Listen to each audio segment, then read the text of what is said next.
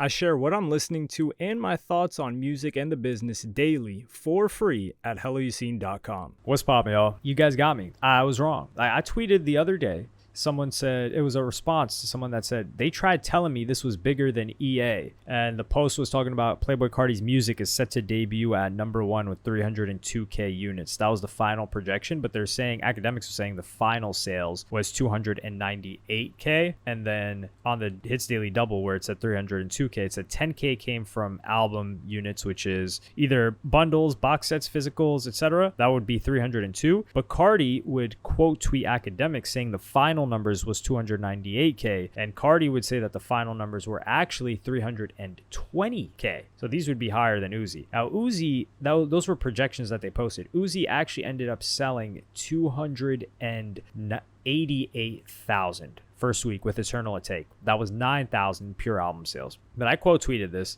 and I said, it is bigger than Eternal Atake. 311K in 2020 was easier than 300K in 2025. It was still insanely impressive numbers by Uzi though. I just compared the numbers and the difficulty to achieve the numbers. I didn't take other elements into consideration that are very important when assessing the final opinion that I should give. So one of the people that responded was saying that 30 songs with the biggest rappers in the world versus an album with one feature from a small artist. I don't think we should compare them. And this is a very good example. So if we take a look at Eternal Atake, sold 288,000. Uzi sold, Carti sold 298,000.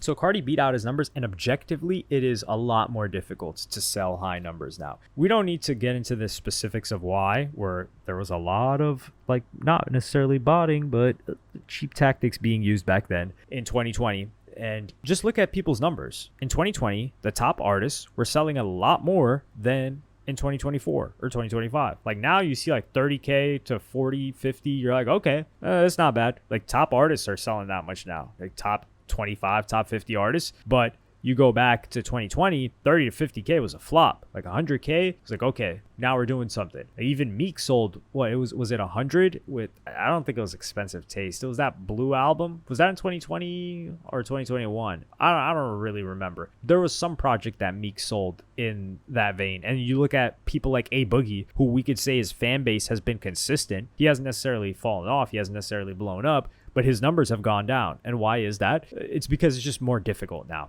If you think about it, the on-demand streams that you need are outrageous. So that's the element that I went off of. But when we take a look into the hype surrounding it, EA may have been bigger. And I think I was wrong because there was the hype around EA. It was post Love is Rage 2. There was a lot going on with Uzi's record label. So there was a storyline that people bought into, which is Uzi's being held back by DJ Drama and Don Cannon. Not only was it just a record label, we had two individuals and faces we could put to it. So there was a strong storyline there. Uzi was really, really trying to drop. Love is Rage 2 was beloved by people, and it was unanimously beloved. It wasn't something that was controversial in the beginning, whereas Whole Lotta Red was a little bit, not flip-floppy, but people didn't like it at first. Carti, on the other hand, had the advantage of rolling with Ye, having Off the Grid and Carnival doing big numbers and sustaining him throughout this past 4-year period, as well as other artists underneath him, but I don't think that contributed at all. And the element of song amount. Like Carti had 30 songs? Uzi had 18 songs. 12 songs is damn near another album. So that's where I have to say I am more impressed with Uzi. Yes, for sure. I will say though that this is the peak for both of them. So Carti right now, and I will say this, stamp this, if I'm wrong in the future, let me know. It'll probably be in 3 or 4 years, but I think I'm 100% correct about this. This is the highest that Playboi Carti will ever sell in his entire career, and there's nothing wrong with that. If I'm wrong, hey, just play me the clip again, and I'll admit I'm wrong. I have no problem with that. Why do I say that? You cannot replicate hype like this again.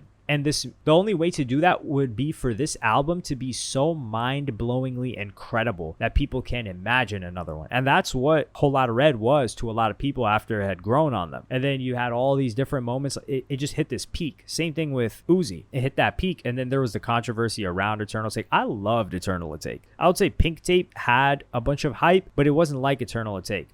Everything came together perfectly for that. And I don't think the features helped Carti much. Like, people were hyped for music. They weren't saying like, yo, Travis is on there. Like, who you got on there, Carti? People aren't really too concerned with who Carti got on songs. And Carti had Ye and Kid Cudi and some big features on Whole Lotta Red, and that didn't really help too much. I don't think it helped the hype too much. Like, Carti builds the hype on the album and himself. It's not, yo, I got Ye, yo, I got this guy. This time he kind of did it where he said, yo, I got to make sure Thug is on this one, but Thug himself is not selling half as much as Carti just sold with I Am Music. And Carti and Uzi are going to be two people that we always compare. Like 1629, they were supposed to drop a project together. And I do think that 2022 would have been the ideal for them to both drop it, because 2020 was a huge year for not just Carti, but also Uzi, who dropped Eternal Atake that year. And their fandoms or standoms or whatever you want to call it, there's always been friendly rivalries. I think they've gotten along better than a lot of other rivals. There's a lot of interlapping.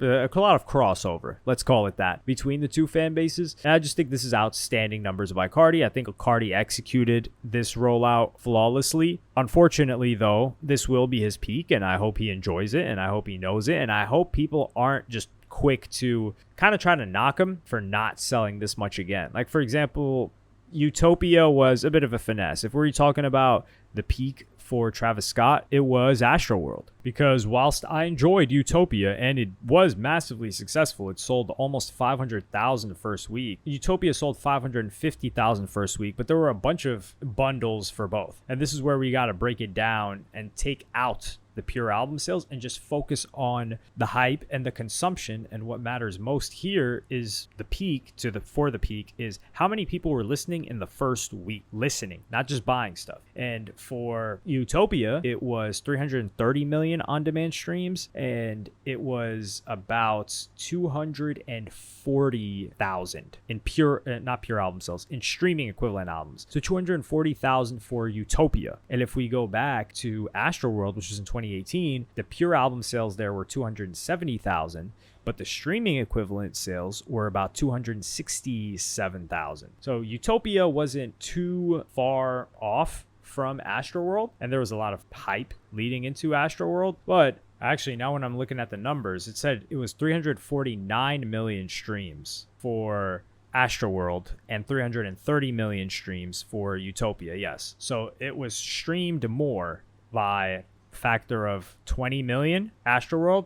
So in terms of consumption, hype for an album, everything all together, it was higher for Astroworld. But I will say between 2018 and 2020, I think there was a lot of adoption, or between 2018 and 2021, there was a lot of adoption of people into streaming platforms that wasn't there in 2018. And that doesn't really affect too much between 2023 to 2025, because I think we hit our diminishing returns, or pretty much like everybody that got into streaming or bought a streaming subscription is already on there, and you're not really going to get many new people in the past 2 to 3 years. But that's also to say that this was impressive by Travis Scott nonetheless. Utopia was an outstanding commercial rollout and consumption base because Astroworld was so amazing as an album. So I think the difference is we have to see how amazing people think this album is for Carti. So if people think this album is amazing in a year and this was the greatest thing Carti's ever dropped, then yeah, the next one, it can do as much, but I think it'll do less. I still think it'll do less, but it won't do significantly less, because with EA and EA2, like the next Carti album after, not the next Uzi album after that, didn't really do too well in comparison, right? Like it was a significant drop off. Like Pink Tape, it sold okay. It dropped a couple of years later, and Pink Tape did about, and this is supposed to be like a mixtape, but it did about 167,000 first week, which is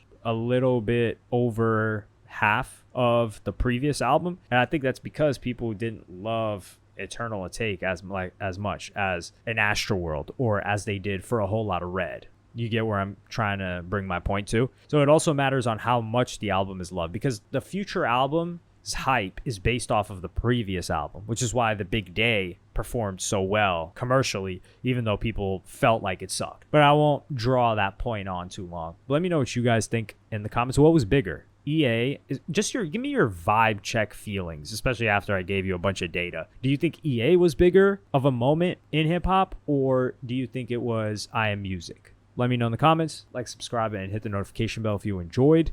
Follow me on Twitter and Instagram. Go to helloyassine.com, and I'll see you in the next one. Thank you for watching. Peace.